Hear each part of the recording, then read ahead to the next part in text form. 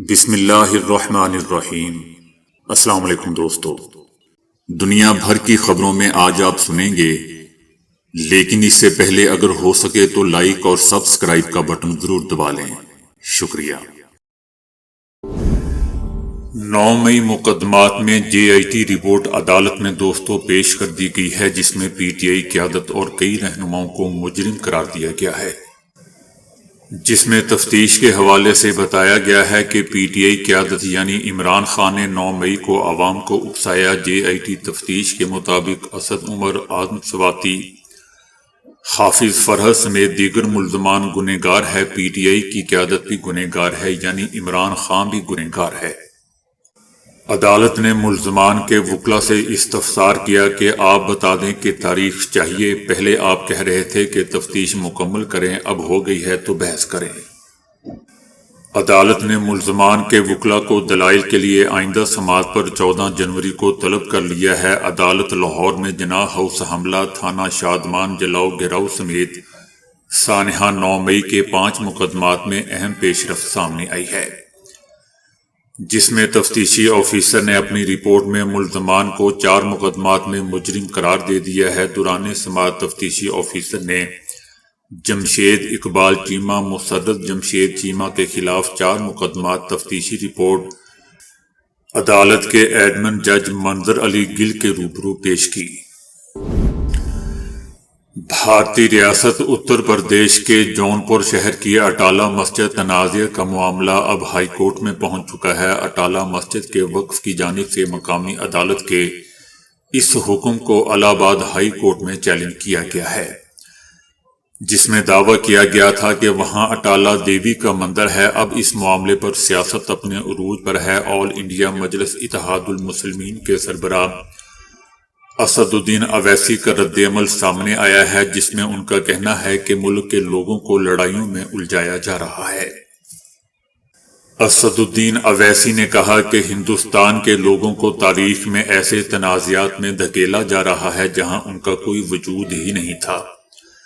ان کا کہنا تھا کہ کوئی بھی ملک سپر پاور نہیں بن سکتا اگر اس کے 14% آبادی اس طرح کے دباؤ کا سامنا کرتی رہے۔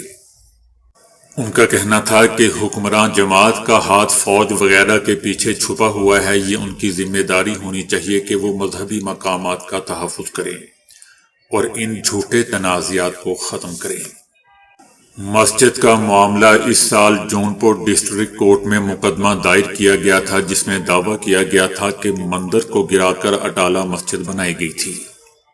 درخواست میں کہا گیا تھا کہ جس جگہ اب مسجد ہے وہاں پہلے اٹالہ دیوی کا مندر تھا۔ اٹالہ مسجد کے وقف کی جانب سے دائر درخواست میں کہا گیا ہے کہ مدعی کے پاس مقدمہ دائر کرنے کا کوئی جواز نہیں ہے۔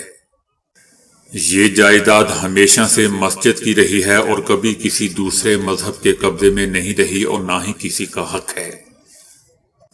متعلقہ جائیداد ایک مسجد کے طور پر رجسٹر ہے اور 1398 میں اس کی تعمیر کے بعد سے مسلسل استعمال میں ہے۔ مسلمان یہاں باقاعدگی سے نماز ادا کرتے ہیں۔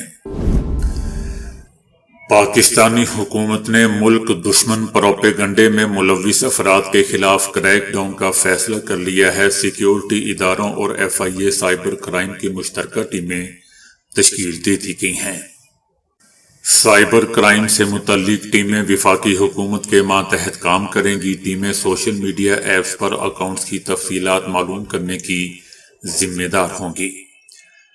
ٹیموں میں سائبر سیکیورٹی ماہرین بھی شامل ہیں، جنہیں تمام وسائل دیے جائیں گے۔ مشترکہ ٹیمیں ملک کے کسی بھی علاقے میں چھاپے اور گرفتاری کر سکیں گی۔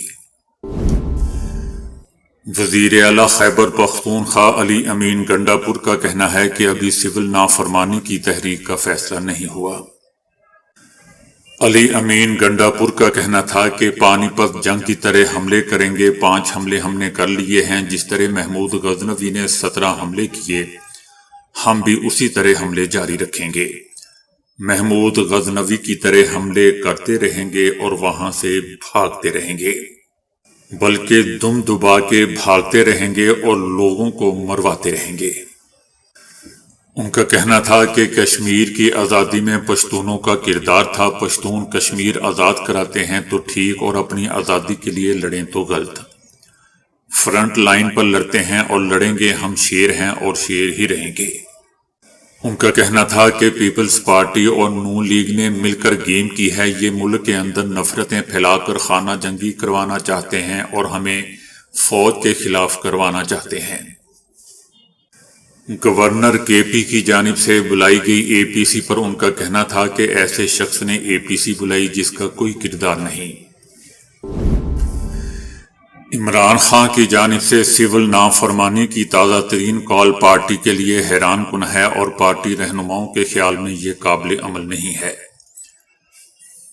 پاکستان تحریک انصاف کے رہنماؤں کا کہنا ہے کہ سول نافرمانی پر ہم اپنے تحفظات کا اظہار کرتے ہیں۔ ان کے خیال میں یہ کال نہ تو قابل عمل ہے اور نہ ہی بروقت۔ پاکستان تحریک انصاف کے رہنماؤں نے کہا ہے کہ وہ عمران خان کے سامنے اس معاملے کو اٹھائیں گے اور اسے واپس کروائیں گے۔ بیرسٹر گوہر علی خان، سیکرٹری جنرل سلمان اکرم راجہ، علی امین گنڈا پور اور اسد کیسر کا کہنا ہے کہ انہیں سول نافرمانی کی کال کے حوالے سے عمران خان کی سوشل میڈیا کی پوسٹ سے پتہ چلا ہے اور یہ کنفرم نہیں ہے کہ یہ سوشل میڈیا اکاؤنٹ کون چلا رہا ہے۔ رہنماؤں کا کہنا ہے کہ یہ قابل عمل نہیں ہے، نہ تو بیرون ملک مقیم پاکستانی پاکستان میں اپنے اہل خانہ کو رقم بھجوانا بند کریں گے اور نہ ہی وہ بجلی اور گیس کی بلوں کی ادائیگی کو بند کریں گے۔ حتیٰ کہ پی ٹی آئی کے رہنما بھی ایسا نہیں کر پائیں گے کیونکہ بطور رکن پارلیمنٹ سول نافرمانی میں حصہ لینے سے وہ نااہل ہو جائیں گے۔ پارٹی رہنماؤں کا کہنا ہے کہ جو عمران خان کو ان خطوط پر مشاورت دے رہا ہے وہ پارٹی اور عمران خان کو نقصان کر رہا ہے، اور 24 نومبر کو احتجاج کی آخری کال بھی عمران خان نے پارٹی قیادت سے مشاورت کیے بغیر دی تھی، جس پر پی ٹی آئی کے متعدد سینئر رہنما بھی ناراض تھے اور وہ عمران خان سے مل کر اس فیصلے پر نظر ثانی چاہتے تھے، لیکن یہ نہ ہو سکا کیونکہ حکام نے انہیں جیل میں بند لیڈر سے ملنے نہیں دیا۔ آسٹریلیا اور بھارت کے درمیان دوسرے ٹیسٹ کے دوران 2 بار اسٹیڈیم کی لائٹس بند ہوگی۔ بھارت اور آسٹریلیا کے درمیان سیریز کا دوسرا ٹیسٹ میچ ایڈیلیڈ میں کھیلا جا رہا ہے۔ اس ٹیسٹ کی خاص بات یہ ہے کہ یہ ڈے نائٹ ٹیسٹ ہے اور اس میں گلابی گیند کا استعمال ہو رہا ہے۔ آسٹریلوی اننگز جب شروع ہوئی تو 18ویں اوور میں 1 بار نہیں بلکہ 2 بار گراؤنڈ کی فلڈ لائٹس اچانک بند ہو گئیں، میدان میں اندھیرا ہو گیا اور کھیل کو روک دیا گیا۔ جیسے ہی اسٹیڈیم کی لائٹس بند ہوئی تو کمنٹیٹر ہرشا بوگلے نے مذاق کرتے ہوئے کہا کہ لگتا ہے کوئی سو گیا ہے، جبکہ آسٹریلوی کمنٹیٹر ڈیوڈ وارنر نے کہا کہ یوں لگتا ہے کہ یہاں کسی نے اپنے بجلی کے بل ادا نہیں کیے۔ ایران نے کہا ہے کہ شام میں تخریب کاری سے عراق کی سلامتی کو بھی خطرہ ہے۔ ایران کا کہنا ہے کہ شام کی تیزی سے بدلتی ہوئی صورتحال نے بہت سے سوالات پیدا کر دیے ہیں۔ اس تیز رفتار تبدیلی کے پیچھے ایک سوچ ہے جس کے تانے بانے امریکہ اور اسرائیل سے جا ملتے ہیں۔ پہلے غزہ، اس کے بعد لبنان اور اب شام۔ ایران کا کہنا ہے کہ ہمارے خیال میں یہ سلسلہ شام میں نہیں رکے گا بلکہ پورے خطے کے لیے خطرات پیدا ہو چکے ہیں۔ ایران کا کہنا ہے کہ اب وہ ممالک جو تخریب کاری کے خلاف جنگ کا دعویٰ کرتے ہیں یا تو خاموش ہیں یا تخریب کاروں کی حمایت کر رہے ہیں۔ بدقسمتی سے ان کی رائے میں تخریب کاری کی 2 قسمیں ہیں، اچھی اور بری۔ اگر یہ تخریب کاری ان کے مقاصد کے مطابق ہے تو وہ اس کی حمایت کریں گے، اور اگر یہ ان کے مفادات کے خلاف ہے تو وہ اس کے خلاف لڑیں گے۔ بابری مسجد کو شہید کرنے کے بعد ہندو فرقہ پرستوں کے حوصلے بڑھ چکے ہیں۔ اب ان کی نظریں دیگر تاریخی مساجد پر لگی ہوئی ہیں۔ دہلی کی مشہور تاریخی مسجد قوت الاسلام کے بارے میں ہندوؤں کی طرف سے حرز افزائی کی جاتی ہے۔ ہندوؤں کا کہنا ہے کہ یہ مسجد ایک قدیم ہندو قلعہ رائے پتھورا کے مرکز میں واقع ایک بہت بڑے ہندو مندر کی جگہ پر تعمیر کی گئی ہے، اور اس کے ستونوں کی تعمیر میں مسمار کیے گئے 27 مندروں کا ملبہ اور ستون استعمال کیے گئے ہیں۔ قوت الاسلام مسجد ہندوستان کے دارالحکومت دہلی میں عہد خاندان غلامہ کی ایک دوست و عظیم یادگار ہے، جس کا قطب مینار عالمی شہرت کا حامل ہے۔ یہ قطب الدین ایبک کے دور کی تعمیرات میں سب سے اعلیٰ مقام رکھتی ہے۔ یہ ہندوستان کی فتح کے بعد دہلی میں تعمیر کی جانے والی پہلی مسجد تھی۔ اس کی تعمیر کا آغاز 1190 کی دہائی میں ہوا۔ 13ویں صدی میں التمش کے دور حکومت میں اس میں توسیع کر کے حجم میں 3 گنا اضافہ کیا گیا۔ بعد میں اس میں مزید 3 گنا اضافہ کرنے کے ساتھ ساتھ ایک اور عظیم مینار تعمیر کیا گیا۔ مسجد قوت الاسلام کی تعمیر کا آغاز 1193 میں ہوا اور 1197 میں اس کی تکمیل ہوئی۔ آثار سے پتہ چلتا ہے کہ اس مسجد کی تعمیر مرحلہ وار ہوئی۔ ایبک کے دور میں یہ مسجد صرف 27 کھمبوں پر بنائی گئی تھی۔ چونکہ قطب الدین ایبک کے ساتھ مسلم تہذیبی نقوش کو تراشنے والے فنکار نہیں تھے، اس لیے یہ عین ممکن ہے کہ قطب الدین ایبک نے وہاں موجود سنگ تراشوں سے خدمات حاصل کی ہوں۔ اس کے علاوہ مسجد کے ستونوں کی اس مقام پر موجودگی سے متعلق ایک قیاس یہ بھی ممکن ہے کہ ان سنگ تراشوں نے قطب الدین ایبک کو جین مناظر کی سنگ تراشی دکھلائی تاکہ اسی انداز کے ستون تراشے جا سکیں، جس کو ایبک نے بعد میں پسند کیا۔ ہندو مورخین کی جانب سے ایک جھوٹا دعویٰ یہ بھی کیا جاتا ہے کہ چونکہ مسجد قوت الاسلام 27 مندروں کے ملبے اور ستونوں سے تعمیر کی گئی اور اس کی بنیاد میں 27 کونے ہیں، لہذا یہ بات ثابت کرتی ہے کہ مسجد 27 مندروں کے ملبے سے تعمیر کی گئی ہے۔ ہندو اس مسجد کو قدیم ہندو سرمایہ ثابت کرنے میں اس قدر گردان ہے کہ کبھی وہ اس کو سابقہ مندر قرار دیتے ہیں تو کبھی ہندو رصدگاہ۔ ہندوؤں کو خود معلوم نہیں کہ اس کی اصل حقیقت کیا تھی، اور اس کی وجہ دوستو یہ ہے کہ اس مسجد کے بارے میں ان کے سب الزامات محض جھوٹ پر مبنی ہیں۔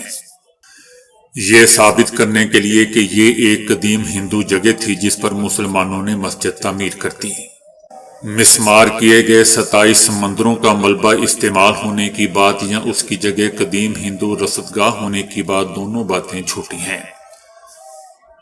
اور اگر دوستو یہ ثابت بھی ہو جائے، جو کہ ثابت نہیں ہے، کہ مسجد کی تعمیر میں 27 مندروں کا ملبہ استعمال کیا گیا، پھر بھی الزام ثابت نہیں ہوتا، کیونکہ خود ہندوؤں میں رواج تھا کہ مندروں اور دیگر قدیم عمارتوں کے ملبے کو نئی تعمیرات میں استعمال میں لایا جاتا۔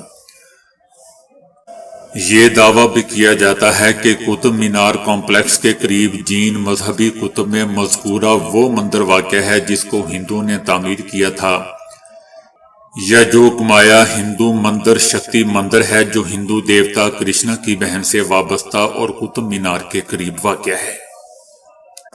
مقامی ہندو پنڈتوں کے مطابق یہ ان 27 مندروں میں سے ایک ہے جن کو محمود غزنوی اور بعد میں مسلم بادشاہ نے تباہ کر دیا تھا۔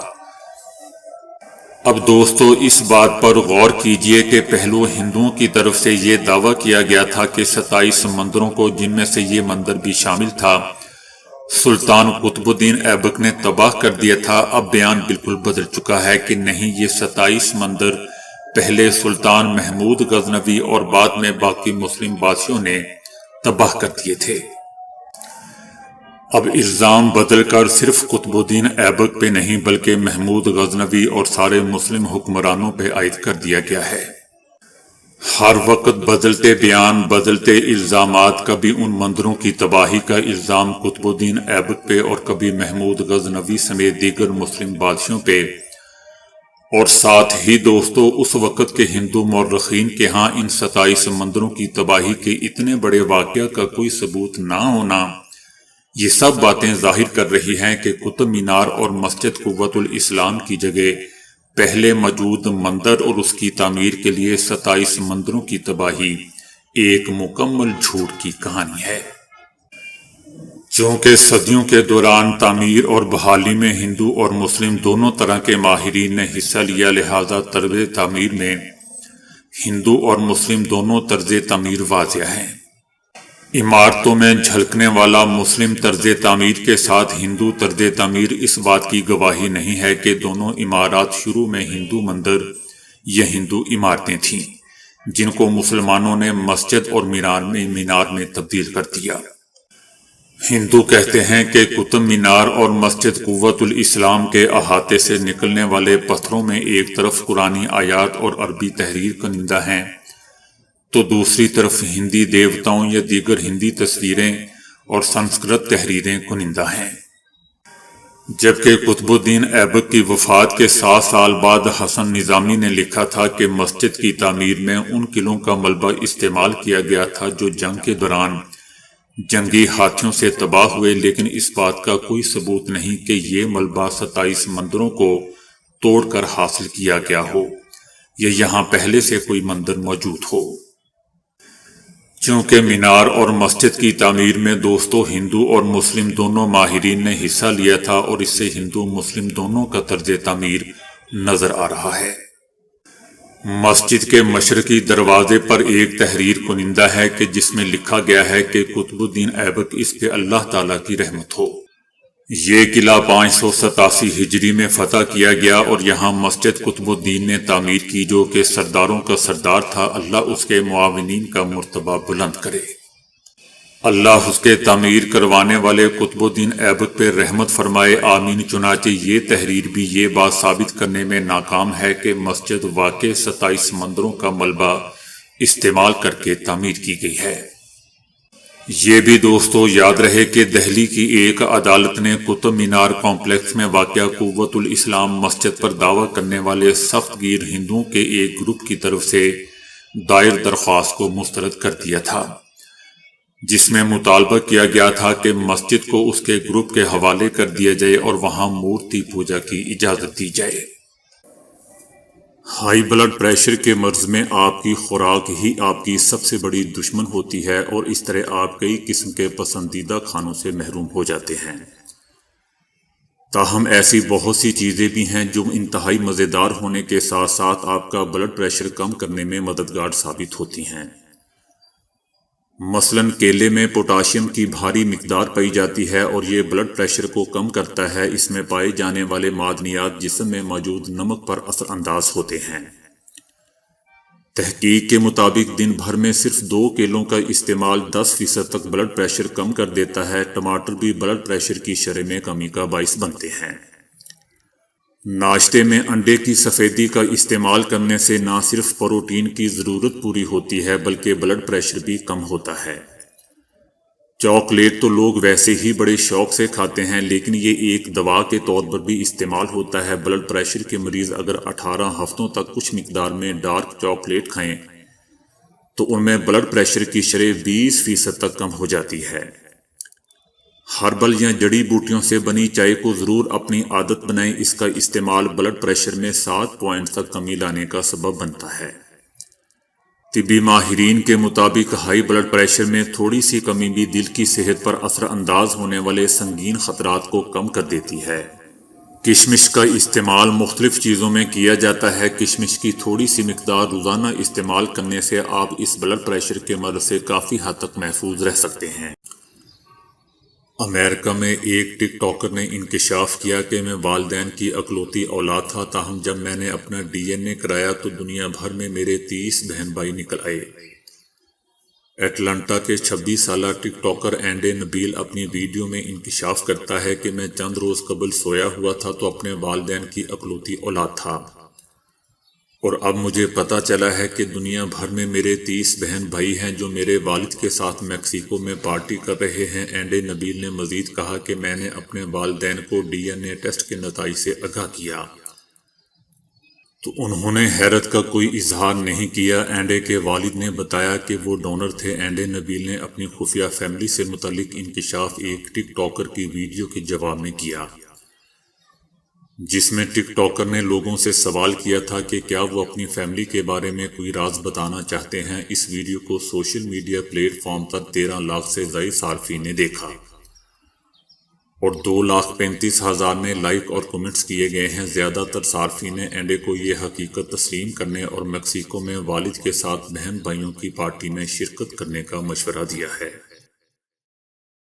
تو دوستو ابھی کے لیے اتنا ہی۔ ویڈیو کو لائک اور شیئر کرنے کا بہت بہت شکریہ۔